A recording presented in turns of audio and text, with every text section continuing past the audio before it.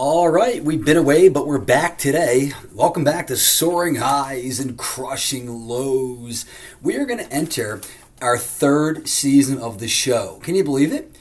We started out in a crack shack. Well, that's what my ex-girlfriend called the old apartment, the crack shack, which I thought was, that hurt. My feelings were hurt. But this podcast started off when I was living in Davie, Florida, by myself, miserably depressed, ferocious alcoholic, and that's where it started. But now, I'm no longer depressed. The ferocious alcoholism is still with us, but we're working on it. And we have moved back to Philadelphia. That was in season 2. I'm currently living with my parents. It is what it is. It's not the ideal situation, but this is where I'm living now.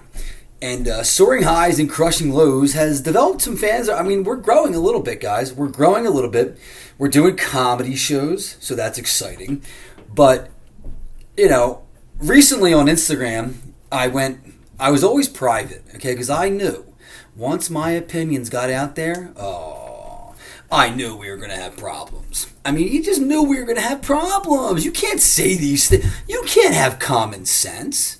So we've already been called racist by the Enquirer. I mean, listen, if you think we're not racist, we're open to everybody on this show. We don't judge. We make observations. Now, you don't have to agree with those observations. Right now, the ferries are after me. The ferries, I mean, come on. You're walking around city streets dressed as a dog. It's a little taboo. And that's fine. Taboo is fine. You do what you do. But it's like, these are things maybe I want to do behind closed doors. Guys are walking around as dogs. I say, wait a second. The fuck are they doing there? What's going on? And people, they don't like that. They criticize it. There's a school in the Philadelphia area. One of the kids in the school thinks he's a cat. He meows. They got him a litter box. And I fact-checked that story, and I believe it's true. I believe the school is in Ardmore. So, some cultural observations is what we do on this show, and sometimes they're wrong and sometimes they're right. But that's the beauty of America. You can have an opinion. Now, I think most of the media in this country is propaganda. Why is it every late night host, watch a late night host, do me a favor, watch a late night host, every fucking monologue for the last almost decade, so last 8 years, every monologue is these people going, so did you see about Trump today? Trump. I used to grow up, I used to watch Conan O'Brien, David Letterman. They were never this political. It's insane. And you got Colbert, you got Kimmel. Fallon's okay, he's kind of in the middle. Actually, Fallon, okay, he goes both, he makes fun of both parties, but it's like, it's unbelievable. And the greatest offense, the greatest tragedy of them all is, of course, The View. I mean, if The View is as close to North Korean television that I've ever seen. I mean, today they had the cast could not be any more biased. I've never seen anything this biased in my life. And the beauty of America is you should be in a room with 6, 7 people. You should, and all 7 of you should be like, oh, I kind of disagree. You can disagree on things. These women, they want Trump behind bars. They're crazy. Excuse me, I just took a sip of my premium wines. Not to brag here, but gold medal 100 of the best wines. It's a black box Pinot Noir. And I tell you what, call me whatever you want. I'm probably a wino, probably not called. I love Pinot Noir. It is just, when I get in bed at night, it's like I'm on a cloud. After a little weed, after a little Pinot Noir, and maybe a sleeping pill. If I'm getting crazy. I don't know. Anyway, welcome back. We are officially in season 3 of the show. I'd be remiss if I didn't start the show off with some tragedy.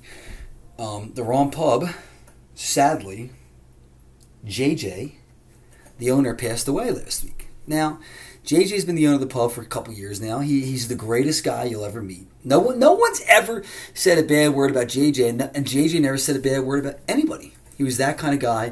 He also allowed me to do my first ever comedy show at the Wrong Pub last November, which was a huge success. JJ was the greatest bar manager. He's a great person. It's a tragedy. He passed away at 41 years old. He has a wife he left behind and 2 young sons. So the beautiful thing about the Wrong Pub is everyone looks out for each other and there's going to be things going on. Now, how do I pay back JJ? This is going to be an annual thing. We are going to set up a comedy show at the Wrong Pub. I don't know when because the damn Phillies. Everyone, the Phillies. And with my luck, the Phillies are going to be playing on a Saturday night. Can't do it. So what we're going to do is we're going to do a comedy show. And we're going to have a $25 cover. Now listen, you scumbags. Listen to me, you scumbags. JJ was the greatest guy ever that gave me my start. Let me do this comedy show. He let us come up with fun ideas at the pub. I owe this man. And for the rest of my life, I want to contribute, help out in any way I can. So, without further ado, I'm announcing the first annual JJ Kedra Comedy Show. And that will be, like I said, I do not have a date yet because I want to make sure that the Phillies aren't playing. I tried doing a comedy show once when the Phillies were playing. These people want to kill you. You're up there trying to make a joke. They're going, shut the fuck up, the game's on. So I will find a Saturday. Once we get closer to October, I will find a Saturday, and we're going to do this comedy show. Now listen here, you cheap fucks. $25 at the door. $25 at the door, and all of that money, every cent of it, every cover charge will go directly to JJ's Kids Education Fund. I will also try and link that fund on the podcast. If you want to, you can contribute directly to the fund. There's a link, you can scan it, and he has 2 young boys, and it's the least we can do. We have to. We have an obligation, God damn it. And I intend on fulfilling that obligation. And I hope it becomes, my plan is a yearly show. An annual show at the pub. And every year we'll donate the proceeds. So, that really is a sad thing. I mean, I love that guy. He was just fantastic. JJ loved the podcast. He thought it was a great thing. He was a tremendous human being, and he will be missed terribly by all. So, R.I.P. JJ. We will do now 10 seconds of silence. And if you have a drink, drink it. I don't care if it's 8 a.m. I don't care where you are. Drink it. Find something under the seat.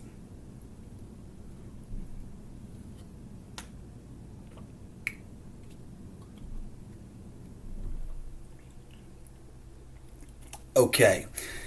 JJ, we love you, and the comedy show will be fantastic. The pub will live on. Let's get into the show here. So I'm going to do a summer review. A couple weeks ago, we went down the shore. Karen's did a comedy show. Fantastic. It couldn't have went any better. However, you know how I am. I was force-fed Telomere shots and Miller Lite shots, and I don't remember much after leaving the bar.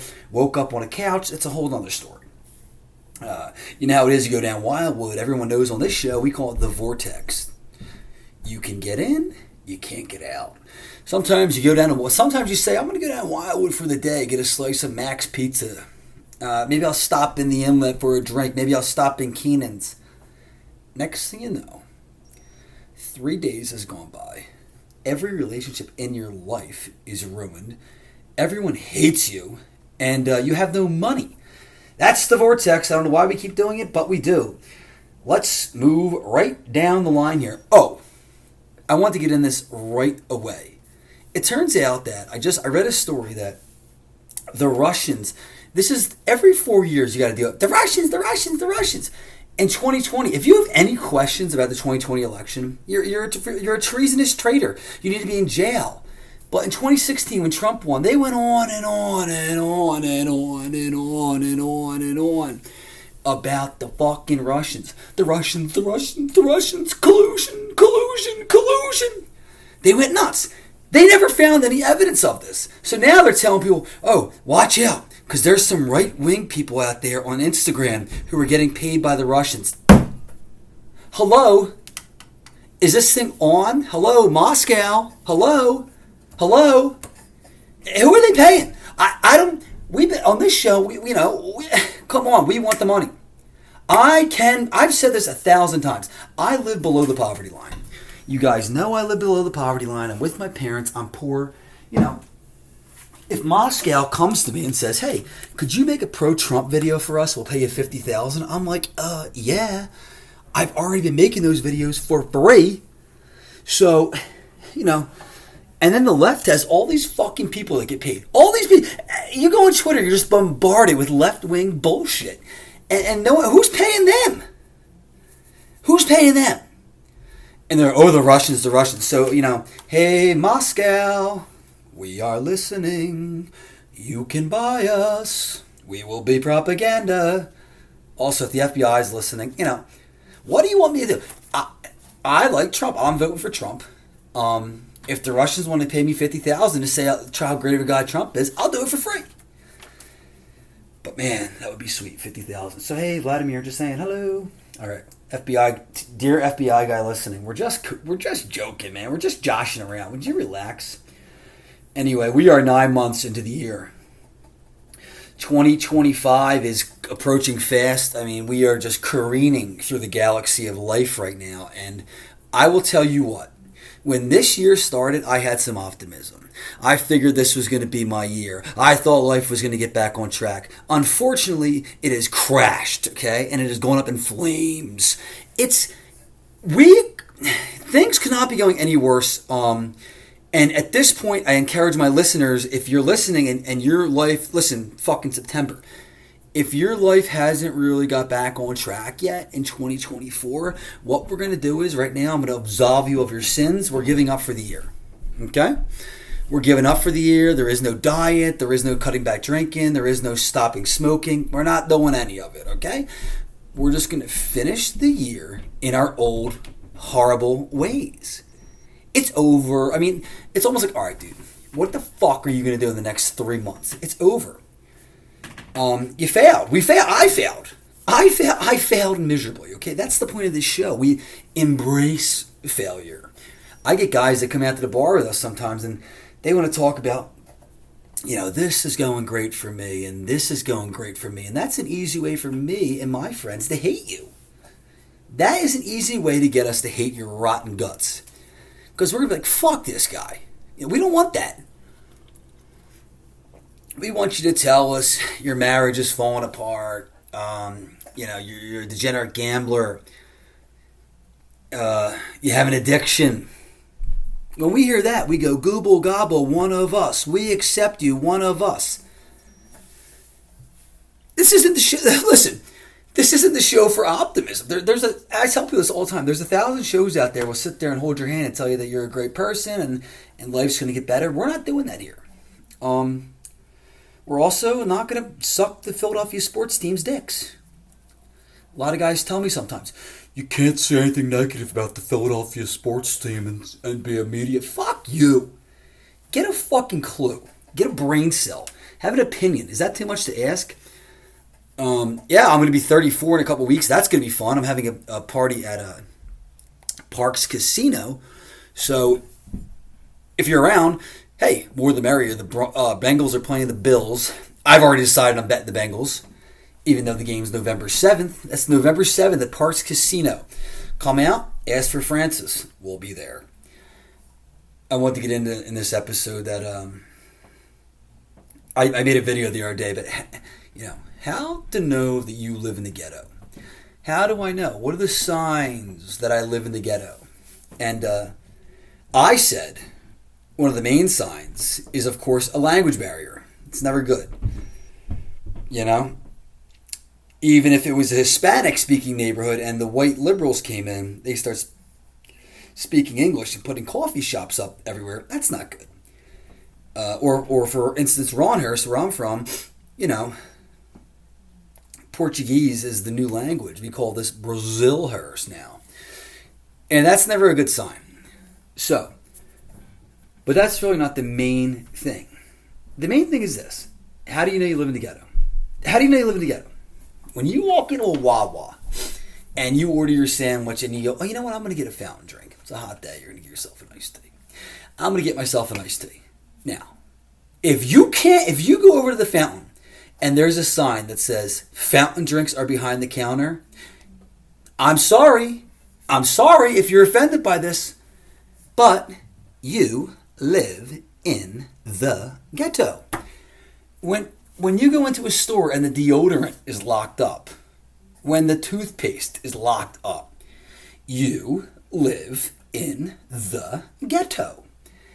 This is real simple. I mean, there's a guy on Instagram, Big Reed. He says it the best. And he's a black guy. Before anyone jams me up as being a racist, he's a black man that says this. I'm up here with the right folks. I'm up here with the white folks. And that's not fair, because you can go into any neighborhood where it's upper scale, not poverty, and things are nicer. But you go into a store in the city, Jesus Christ. I went to fucking Best Buy the other day. You would have thought it was Guantanamo Bay. Everything was locked up. I wanted to get a pair of $18 headphones. Fucking locked up. You got to get a store clerk. Now they're understaffed. Now it's a nightmare. We're living in a dystopian nightmare. And people tonight's the debate in Philadelphia, and it's like, people are like, oh, Philadelphia, look how many people turned out for Kamala Harris. Look at them, oh my God. And they're going to save democracy. Let me tell you something. People in Philadelphia are complete dumbasses. It's a liberal cesspool of a city. Come on. They voted for Larry Krasner. They voted for Jim Kenney twice. These people have lost it. They're off the deep end. Who cares about Philadelphia? But these debates, man, it's like, dude, have it somewhere else. The whole city today was gridlocked. Like, gridlocked for this bullshit? Come on. Have it in another city. What else? Oh, I lost every bet this weekend, 1-7. It's not good. What do we got? Oh, Tyreek Hill. The Georgia Peach himself, Tyreek Hill. Well, it's possible, by the way, that both people can be wrong. And something can happen, and people want to jump and choose sides. Oh, wait a second. Maybe they're both wrong. So Tyreek Hill was flying, by the way, at the stadium. The cop pulls over in a motorcycle. He's trying to get him out. He walks up. He knocks on the window. Tyreek's like, don't tap on my window. Don't tap on my window. Don't tap my window. He said, why aren't you wearing your seatbelt? Don't tap on my window. Don't tap my window. He rolls the window back up, which is crazy. Who listening to this show, who the fuck ever got pulled over by a cop and then rolled the window up mid-sentence? You never done it. Especially when his are tinted like crazy. So they pull him out. Now, Tyreek was wrong for that. He handled that situation entirely wrong. Now, when they get out of the car, you throw him on the ground. Okay, fine. The other cop was fucking nuts. He was nuts. He was going, I need your ID. You're dealing with me. So what you had there, by the way, do not, I see people trying to do this, do not bring white people into this. No, we are on the sidelines. Fuck you. You do not get to bring us into this. Those cops, and I lived in Miami. Oh, excuse me, every episode we get a fart in. Here it is. Oh, that was a good one. I lived down there. There's no white people. It's all Hispanics, and that's fine. But this was a confrontation that was by a power-hungry Hispanic police officer. He was very power-hungry, and an entitled millionaire athlete who was African-American. Now, we, the white people, we're not involved. So you're not going to blame that on us. I think that Tyreek was wrong, and I think that the cop was wrong for how he handled it. He went a little too crazy. But yeah, the guy could have been any more Hispanic. And I see people, this is a white problem. No, it's not. No, whoa. We weren't involved. All right, let's put our foot down. What else? Oh, this is my favorite thing. I'm going to probably end on this, to be honest with you. If you don't listen the first time listening, we do 20-minute episodes because the deal is this. Like, you got, most of us, our commute to work's 20, 35 minutes. I mean, you want to listen to music sometimes. Sometimes like, shut the fuck up, Fran. And that's fine. I only listen to podcasts for about 20 minutes. Tim Dillon, who is my favorite, my all-time favorite. Tim Dillon's my hero. I do 25 minutes here, 25 minutes there. And he is the best podcaster there is. He's the Michael Jordan. But I like when they do this, right? The endorsements. They go, Dick Cheney endorses Kamala Harris. Who gives a fuck? I don't give a fuck. Could you imagine? Could you imagine? Think about how fucking stupid you got to be. Think about your brain size. Think about this, that you're going to make a decision in an election. You're going to make a decision based on what Dick Cheney said. Have you ever met Dick Cheney? Do you know where Dick Cheney lives? I know nothing about Dick Cheney. He knows nothing about me. He knows nothing about me. Why the fuck would I listen to Dick Cheney?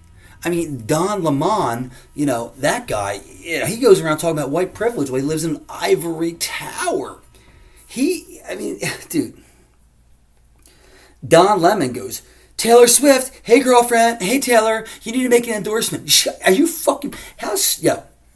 They think you're stupid.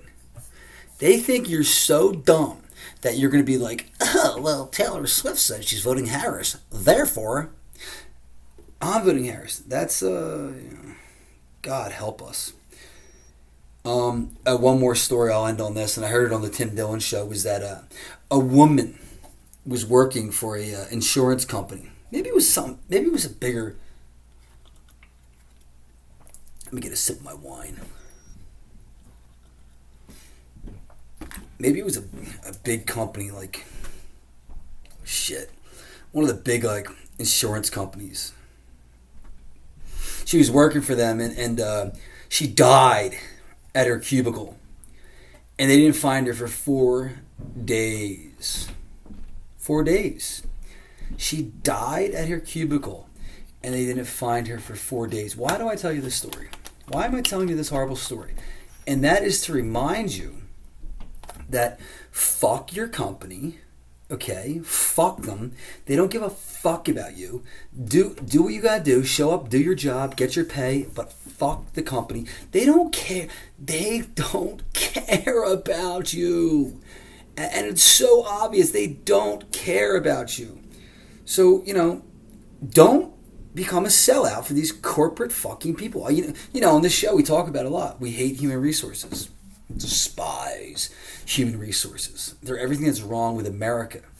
And then, they want to look at your Instagram and call you in the office. Why did you say that you think the 2021 election was stolen? But they don't realize that Susan from accounting has been dead for 4 days.